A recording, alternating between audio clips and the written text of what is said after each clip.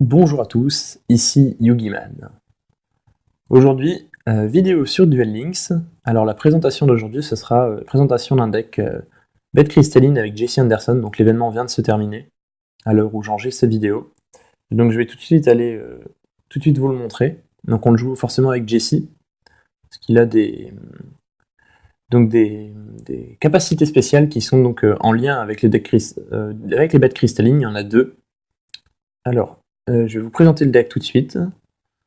Pour un deck qui peut marcher, qui fonctionne très bien en tout cas pour invoquer le dragon arc-en-ciel, donc avec les bêtes cristallines de Jesse Anderson.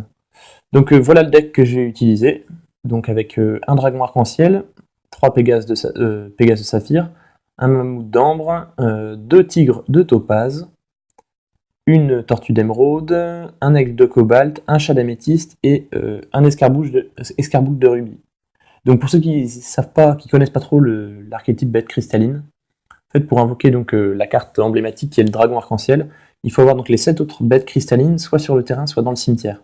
Sachant que les bêtes cristallines vont en carte magie continue une fois qu'elles sont détruites, enfin on peut les mettre en magie continue une fois qu'elles sont détruites, et elles ont des effets quand elles sont envoyées au cimetière, ou alors il y a d'autres cartes comme par exemple Grande Valeur, qui permet quand on a 2 cartes bêtes cristallines dans les zones cartes magie piège, de laisser le choix à l'adversaire d'en défausser une au cimetière, et en échange, nous, on pioche 2 cartes. Donc c'est pas mal pour avoir du card advantage. Avec ça, on utilise aussi Promesse du Cristal, donc ce qui nous permet de cibler une bête cristalline dans notre zone carte magie piège et d'invoquer spécialement la cible. On peut aussi utiliser la Balise de Cristal, qui invoque spécialement un monstre bête cristalline depuis le deck. Pour ça, il faut avoir par contre 2 cartes bête cristalline dans les zones carte magie piège. En piège, on a Crystal Raigeki, donc ça pourrait être intéressant d'en mettre plus. Il me semble que je l'ai qu'une fois, c'est pour ça qu'elle est qu'une fois dans le deck. En fait, c'est un piège qui permet donc de détruire n'importe quelle carte contrôlée par l'adversaire en défaussant une carte bête cristalline depuis une zone magie piège au cimetière. Et dans ce deck, on utilise aussi Gravité Arc-en-Ciel, ce qui permet, quand on a les 7 bêtes cristallines différentes sur le terrain ou dans le cimetière, d'invoquer spécialement un Dragon Arc-en-Ciel ou Dragon Arc-en-Ciel des Ténèbres depuis le deck ou le cimetière en ignorant les conditions d'invocation, ce qui est plutôt sympa. Et donc pour aller avec ce deck, on utilise la compétence Cristaux Transcendants. Donc qu'est-ce qu'elle fait? Elle permet d'envoyer, donc comme c'est affiché sur l'écran, 1 à 3 cartes désignées de la main au cimetière, et ensuite invoquer le même nombre de bêtes cristallines depuis le deck et les placer dans les zones cartes magie piège. Ce qui permet donc de très rapidement se défausser de cartes de monstres bêtes cristallines pour en réinvoquer d'autres sur le terrain. Donc je vais vous montrer tout ça en duel rapidement. On va sélectionner ce deck et on va envoyer ça. Donc en ce moment il y a un événement avec Tristan Taylor donc, dans le monde de duel. On va l'éviter.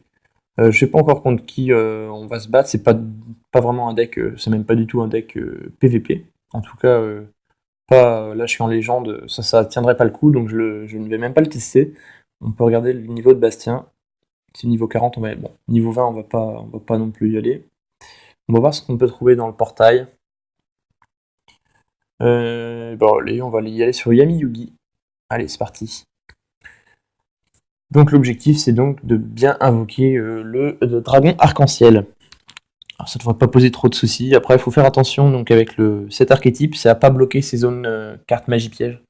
Ce qui limite vraiment notre jeu ensuite si on a 3 monstres. Donc il faut faire attention dans les demandes qui sont faites. Alors, on va jouer en deuxième ici. Bon, on commence pas forcément avec une super main, étant donné qu'on a 4 monstres, mais avec cet archétype, c'est pas un problème avec la compétence qu'on a. On pioche en plus celle-là. Donc on a de la chance, on va pouvoir appliquer tout de suite la compétence. Donc je vais me défausser ici donc, du chat d'améthyste et de la bête cristalline tigre de topaz. Donc, en voilà 2 déjà qui sont surmontés en cimetière. Et en échange, je vais amener bête cristalline aigle de cobalt et on va prendre la tortue d'émeraude. Voilà. Ensuite, ce qui est intéressant avec la bête cristalline Pégase de saphir, qui 1800 d'attaque, c'est que quand on l'invoque, on peut placer un monstre bête cristalline dans notre zone carte magie piège. Ici, on va pas le faire.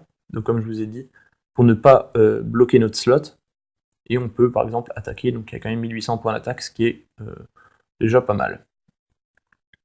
En tout cas, ça suffit largement face à des decks comme Yami Yugi en face. Alors, on va voir. Ah bah, il répond avec donc il joue le deck Bête Fantôme. Donc ici, il a 2000 d'attaque. Et donc voilà, quand une bête cristalline est détruite, il nous propose d'activer l'effet, donc de le mettre en slot ici en carte magie piège. Je vais ici le refuser. Donc on est déjà à, si vous comptez bien, 5 monstres bêtes cristallines sur le terrain ou dans le cimetière. Ici on en a 3. Et 1, 2. Alors, Tigre de Topaz, je l'ai gardée parce qu'elle est quand même assez puissante. Alors là, ce que je pourrais faire éventuellement, c'est me défausser d'une carte de ma main pour activer la compétence, afin de faire venir par exemple Escarboucle de Rugby ici. Mais j'aurai un petit souci, c'est que il me manquerait le Mammouth d'Ambre. Donc je vais pas le faire ce tour-ci. Ce que je vais faire, c'est que je vais me sacrifier avec mon bête cristalline Tigre de Topaz, qui va donc gagner 400 points d'attaque. Voilà, donc il gagne 400 points d'attaque, et donc je le sacrifie. Je n'active pas son effet, j'ai pas envie qu'il vienne en slot. Et on va voir ce que fait l'adversaire. Donc c'est pas terrible ici, vu qu'on n'a pas eu encore de carte magie ou piège. On va voir si on va s'en sortir quand même. On a 3800, on va en perdre 1500. Ça me fait moins peur, parce qu'un monstre à 1500 points d'attaque, on va pouvoir le détruire facilement avec notre Pégase de Saphir. Alors, bon, voilà. Sympa, on a balise de cristal. Donc là, on va pouvoir faire venir facilement le Mammouth d'Ambre, ou l'escarboucle de Rubis. Ici, je choisis le Mammouth d'Ambre. Voilà, on va le mettre en position d'attaque. Donc si vous comptez bien maintenant, j'ai 6 monstres bêtes cristallines. J'en ai 3 différents dans mon cimetière, parce que j'ai 2 fois le tigre de Topaz, donc Pégase, le tigre, le chat.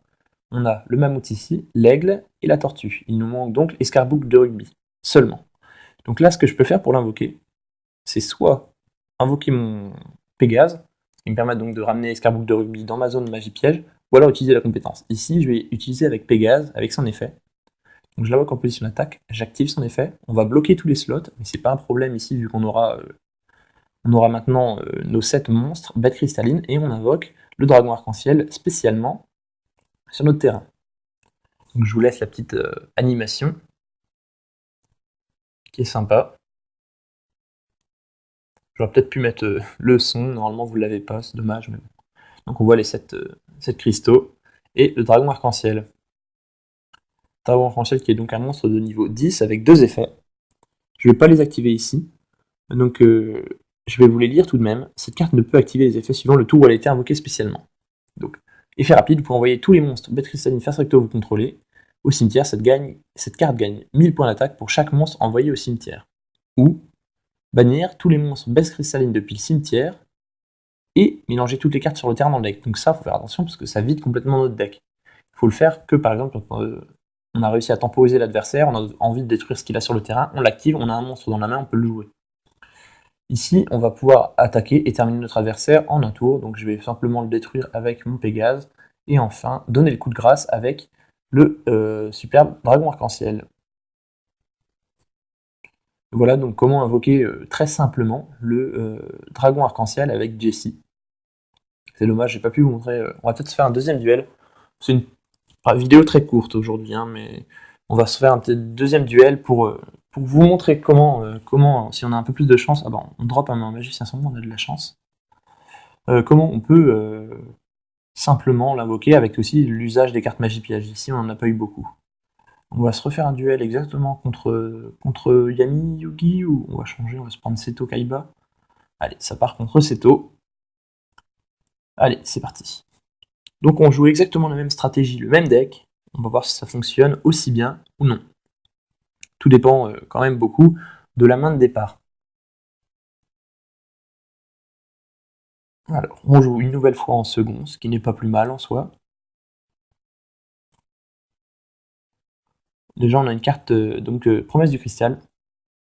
Ça nous permet d'invoquer un monstre de notre slot magie piège, qui est pas mal.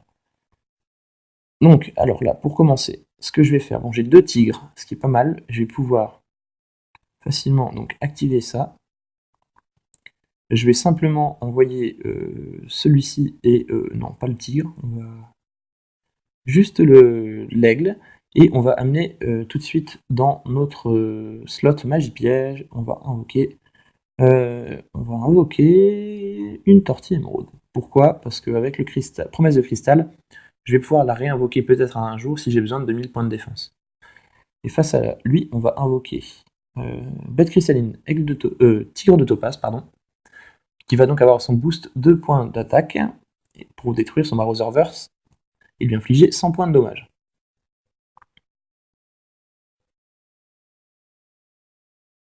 Il en invoque un deuxième, ce qui n'est pas un souci pour moi, il va simplement détruire mon tigre de topage. Je n'ai pas envie de le mettre dans mon slot parce que j'ai bien l'intention de jouer mon Pégase à ce tour. Donc là, en plus, j'ai grande valeur, ce qui est pas mal pour moi. Je vais pouvoir invoquer mon bête cristalline, mon Pégase, activer son effet. Ce coup-ci, je vais ramener mon mammouth, parce que ça me plaît bien d'avoir le mammouth qui peut tanker. En fait, l'effet du mammouth, c'est quand il est sur le terrain, et que j'ai un monstre qui est ciblé par une attaque, je peux transférer l'attaque sur mon mammouth. Ici, je vais utiliser la promesse de cristal donc pour invoquer mon mammouth en position de défense. Ou alors, Tortue émeraude, je ne sais pas. Si, on va peut-être prendre la tortue émeraude en fait. Donc je vais prendre la tortue émeraude pour cette fois-ci. La mettre en position de défense.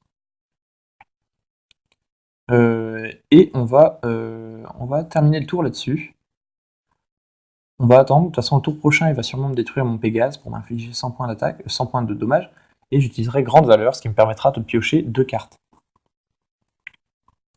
Voilà, donc, non, j'ai activé l'effet. Enfin si, c'est ce qu'il fallait faire. Voilà. Alors on a un cristal Raigeki en plus, donc ce qui est très bien. On va tout de suite utiliser grande valeur. On va voir quel monstre. Il envoie le Pégase.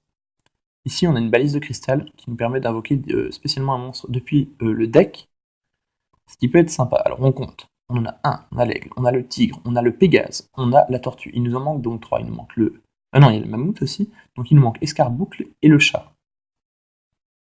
Oui, c'est bien ça. Escarboucle et le chat.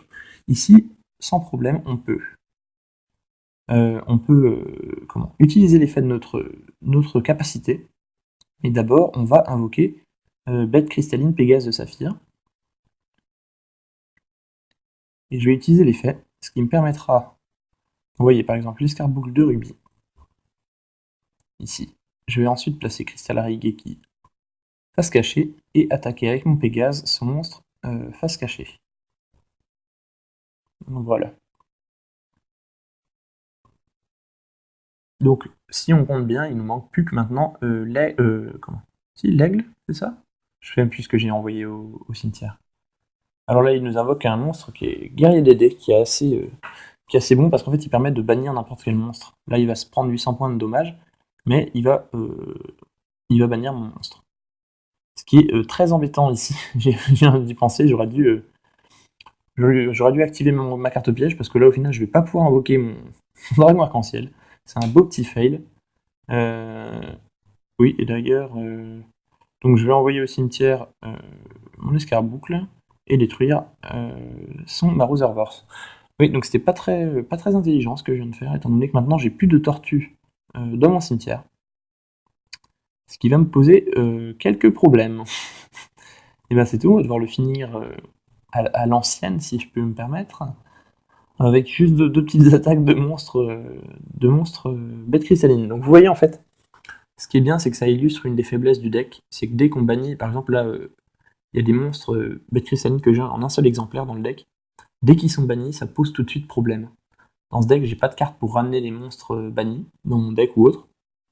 Alors forcément, ça pose quelques soucis. Donc voilà, vous avez pu voir le deck une fois qui fonctionnait très bien donc, contre Yugi, et une seconde fois avec un petit peu plus d'usage de magie piège, même si c'était pas non plus gigantesque, ce qui a permis d'illustrer donc une des faiblesses du deck. Donc voilà, je vous laisse sur la decklist de ce deck, avec donc évidemment le dragon arc-en-ciel en carte emblématique. Et je vous dis à très bientôt, c'était Yugiman, n'hésitez pas à aller voir les autres vidéos de la chaîne, il commence à y en avoir quelques-unes. Donc j'espère que vous allez être au rendez-vous. Je vous dis à très bientôt, salut!